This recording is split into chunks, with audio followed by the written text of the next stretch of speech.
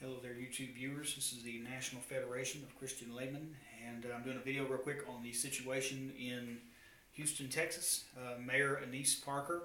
Uh, we are, I'm sure you've probably read in the news, and I've read articles on it, to where this mayor in Houston actually made an attempt in a courtroom to subpoena all the sermons and personal communications of several pastors in the area.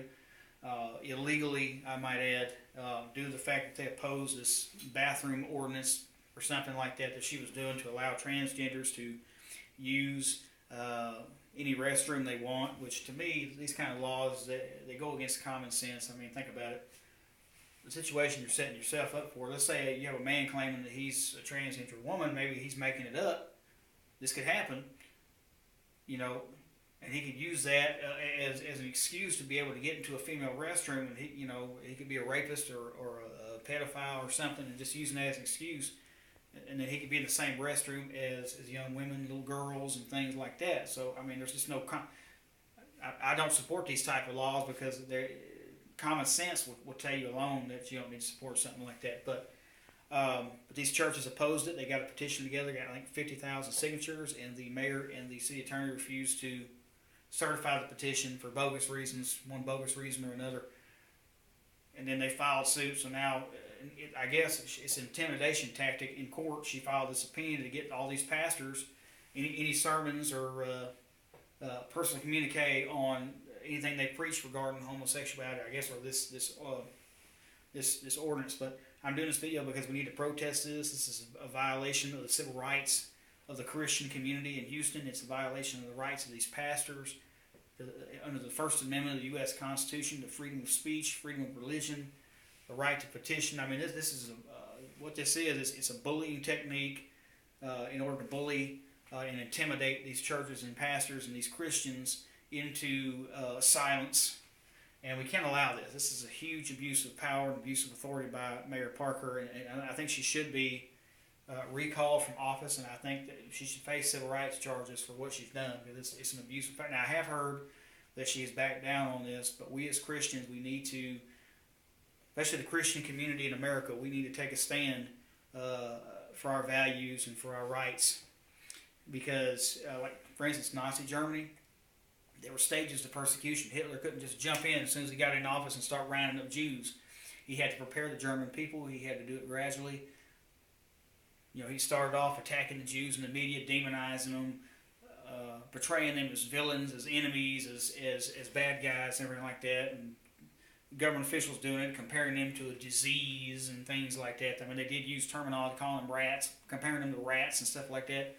And basically demonizing them in the media and everything else in Nazi Germany. And then it went into, they started trying to disenfranchise them, taking away their right to own a business, making them register their firearms, things like that. And then it got more severe after that. That's when they started to lock them up in camps and everything else. So, or in the concentration camp. In America, to me, it seems like we're following that same historical precedent and pattern. They're attacking, now Christians are being attacked in the media by government officials, just trashing us out. And now they're trying to disenfranchise us like this mayor did, trying to intimidate these pastors from exercising their First Amendment rights, trying to strip them of their civil rights. And things. This is not an isolated incident. We're seeing cases of this all over. Like this, I read about a guy, I think in California, he was holding a home Bible study, and the authorities fined him for it and threatened to put him in jail and things like that. And I've heard people going, soul winners in other states, just knocking on doors, handing out gospel literature, getting arrested, and the judge telling the man to his face, "Hey, I don't want to see you doing this again, and we will, keep you in jail, And so, and I've had trouble here in my local area going street preaching in a public park, only to have the mayor use the police force to bully and intimidate me. I was forced to leave the park. I was ordered out of the park, and I was told that I would not be allowed to come back, that I better not come back. So, I mean, that's violating my rights as an American citizen, my civil rights. And you notice they target these kind of incidents occur against Christians. The media doesn't criticize Muslims or Buddhists or anything.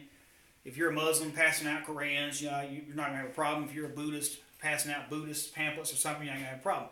Oh, don't you dare hand out Christian literature. Don't you dare street preach. Don't you dare knock on doors. Don't you dare have old-fashioned beliefs. Don't dare stand up. Don't dare speak out against homosexuality. Don't dare stand up for traditional marriage. Or you're a hater. You're a bigot. You're a homophobe. You're all these things. But I mean, this is Christian persecution is on the rise in America, and this is an example of it. But anyway, I just wanted to do this video to address the situation. And finally, we as Christians, that's why we should support other Christians in running for office. We need Christian people in office and leadership.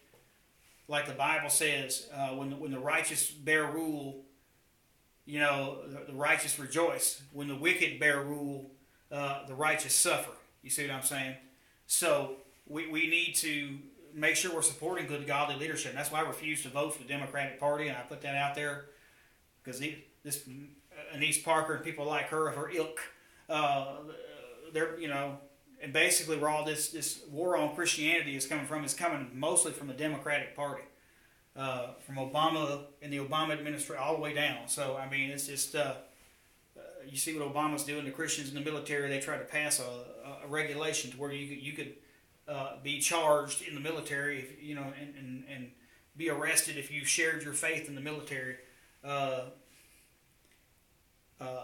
So in fact, that Obama he supports legislation to force Christian business owners to hire homosexual, or this forcing Christian-owned businesses to serve homosexual, and I'm talking specifically about printing companies.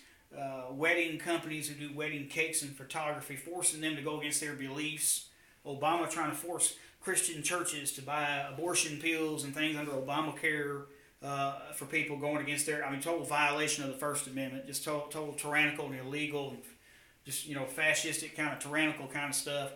And they target that at Christians, always at Christians. It's like a war. They declared war on us as a Christian community. We need to, as Christians, need to unite together, and it doesn't matter your denomination. We all can agree, to stand together on the idea of religious freedom, to stand up for our mutual values, of good moral values like traditional marriage.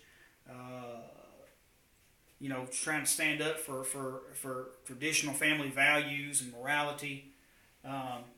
We need to it's time for us as Christians to unite together, speak out with one voice. That, we're not going to give up our rights. We're not going to let you disenfranchise us. We're not going to let you bully and intimidate us. We're going to stand up for God. We're going to stand for Jesus Christ, and we're going to stand up for what we know is right. Okay, we have a right to speak too. We have a right to have a seat at the table just as much as the unbelievers do and the atheists. And I'm encouraging people in here: do not vote for the Democratic Party. That is, to me, the Democratic Party in America is the new Nazi Party. A vote for them is a vote for socialism. It's a vote for abortion. It's a vote for same-sex marriage. It's a vote for gay rights. It's a vote for tyranny and the government running every area of your life the way they're doing it. You're basically voting your freedom away. And especially, I don't understand, if you're a Christian, why would you vote for a party or a person that declares war on every principle that you believe in? Okay, that makes no logical sense. It's time that we as Christians stopped going along with this doublethink. That's what that is, doublethink, Orwellian doublethink here. And let's take a strong position for God. Let's start voting for people who reflect Christian values and who believe in Christian values, not these God-hating reprobates that hate God and they hate His Word and they're against everything that God stands for. See? Anyway, thank you and God bless you.